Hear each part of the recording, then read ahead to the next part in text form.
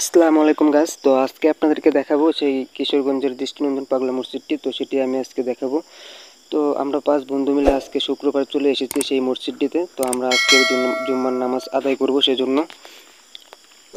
তো আজকে আপনাদেরকে দেখিয়ে ঘুরিয়ে ঘুরিয়ে দেখাবো যে সে পাগলা মসজিদটি কেমন। তো দেখতেই পাচ্ছেন এটি হলো পাগলা মসজিদ ও ইসলামিক কমপ্লেক্স, হারোয়া, কিশোরগঞ্জ। তো আমরা চলে আসলাম এখানে আজ শুক্রবার জুম্মার নামাজ আদায় করার জন্য। তো আমরা এসেছি মূলত গাজীপুর থেকে।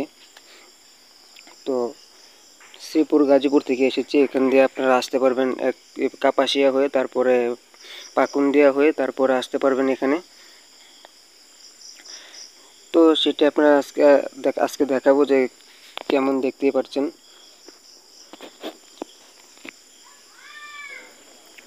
তো এখন আমরা চলে আসলাম এর একটু বাহির সাইডে। তো এখানে যাদের দেখতে পাচ্ছেন এদেরকে নিয়ে আমরা আজকে এসেছি।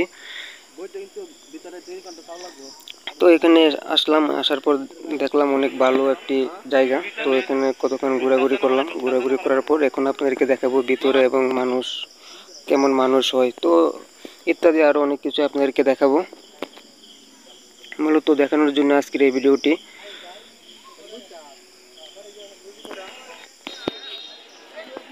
তো দেখুন এখন মানুষ মসজিদে চলে যাচ্ছে। তো এখন সময় এখানে আপনার 11টা থেকেই কিন্তু মানুষ মসজিদে ঢোকা শুরু করে, কারণ এখানে জায়গা পাওয়া যায় না সেজন্য।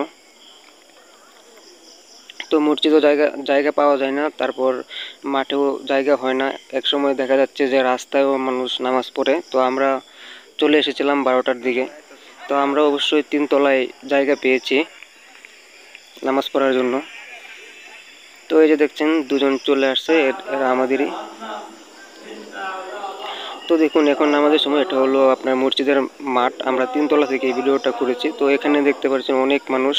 তো এখানে জায়গা নেই, তারপরে আনাচে কানাচে মানে যে যেভাবেই পারছে সেভাবেই নামাজটি আদায় করে নিচ্ছে, জুম্মার নামাজটি আদায় করে নিচ্ছে। তো এটা হলো অজুখানা। এটা অজুখানা, আবার ভিতরেও অজুখানা আছে। তো এটা হচ্ছে বাহিরে, তো ভিতরের সাইডেও অজুখানা আছে, সেখানেও অনেক লোক একসাথে অজু করতে পারে। তো এই যে মসজিদটি, এটি হলো সেই মসজিদটি দেখতে পাচ্ছেন। তো এর আগেও আমি ভিডিওর প্রথমে দেখিয়ে দিচ্ছি।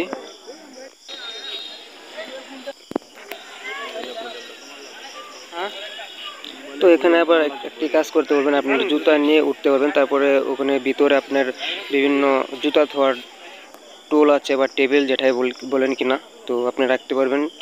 জুতা নিয়ে কোনো সমস্যা নেই। এটি হচ্ছে সেই নদীটি। তো এই নদীটি আসলে এখানে গসে উঠেছে। তো এটা জানা আমাদেরকে অনেকেই বলেছে এই মসজিদটি নাকি নদীর মাঝখানে প্রথমে একটি আকৃতি দ্বীপ এসেছিল, তারপর নাকি এই মসজিদটি নির্মাণ করা হয়েছিল। সেখানে একটা পাগল থাকতো, সেই পাগলটির নামে। তো আসল ইতিহাস তো আপনারাও জানলে অবশ্যই কমেন্ট বক্সে জানাবেন। তো দেখুন নামাজ শেষে এখন সবাই বেরিয়ে যাচ্ছে। তো বের হবার সময় কিন্তু অনেকটা ভিড় থাকে, যেহেতু অনেক মানুষ এখানে নামাজ পড়ে।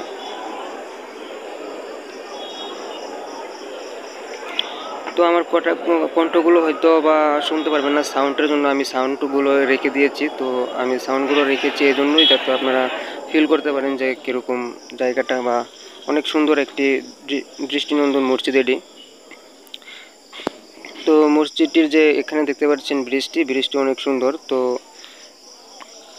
আপনারা ইচ্ছা করলে আসতে পারেন, মসজিদটি অনেক সুন্দর। তো আপনারা জানেন এই মসজিদের দান বক্সে কিন্তু অনেক টাকা বা অনেক ধরনের স্বর্ণ রূপা এখানে কিন্তু পাওয়া যায়। সেগুলো কিন্তু টিভির গণমাধ্যমে উঠে এসে।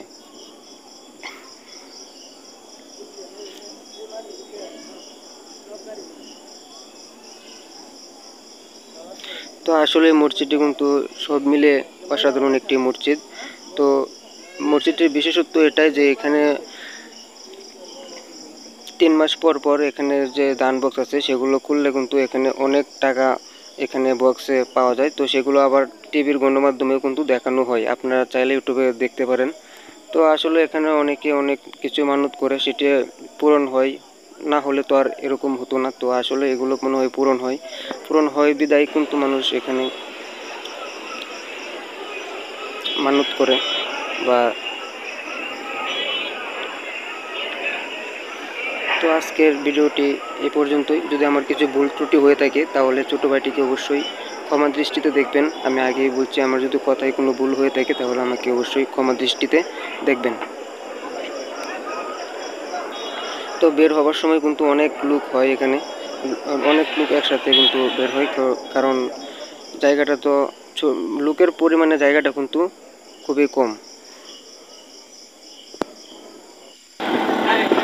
তো এখন আমরা চলে আসছি, তো সিএনজি ভাড়া করে আমরা আবার আমাদের গন্তব্যে চলে আসতেছি। তো আজকের ভিডিওটি সবাইকে ধন্যবাদ।